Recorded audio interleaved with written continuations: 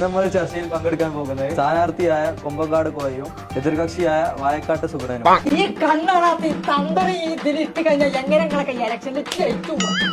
പൊന്നാരങ്ങളെ ചിഹ്നമായ ചെരുപ്പടയാളത്തിൽ വോട്ടുകൾ ചെയ്ത് വിജയിപ്പിക്കണം എന്ന് മാത്രമേ എനിക്ക് പറയാനുള്ളൂ. ആ വോട്ടൊക്കെ ചെരുപ്പങ്ങൾ കുത്തിയിട്ടെങ്കിൽ ഒരു കാലത്തും നിങ്ങൾ വിജയിക്കൂല. ഇന്ന് ചിഹ്നമായ ചണ്ട അതിനെ കുത്തി വിജയിപ്പിക്കണം. കൊഞ്ഞലും കുത്തുന്നു, പ്രേക്ഷകരെ കൊഞ്ഞലും കുത്തുന്നു. കൊഞ്ഞല ഒരു സ്ഥാനാർത്ഥിന്റെ മുഖം നോക്കിയിട്ട് പ്രേക്ഷകരടിയിൽ കൊഞ്ഞക്കുത്ത കണ്ടോ കണ്ടോ കണ്ടോ കണ്ടോ ഓൻ കാട്ടുന്നത് കണ്ടോ? വെള്ളം കുടിക്കുന്നത് വരെ മറ്റേ രീതിയിലാണ്. അതാണ് ഞാൻ പറഞ്ഞത്.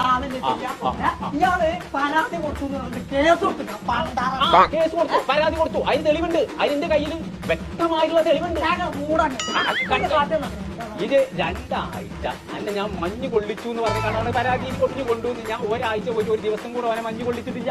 എടോ തന്തേ 2 ആഴ്ച മഞ്ഞ് കൊണ്ട് നല്ല ഞാൻ കൊട്ടേ 2 ആഴ്ച മഞ്ഞ് കൊണ്ട് കണ്ണ് കാണാത്ത ഈ തന്തനൊക്കെ നിങ്ങൾ ഇലക്ഷനിൽ ജയിപ്പിച്ച ഞങ്ങൾക്കൊക്കെ കണ്ണാണോ?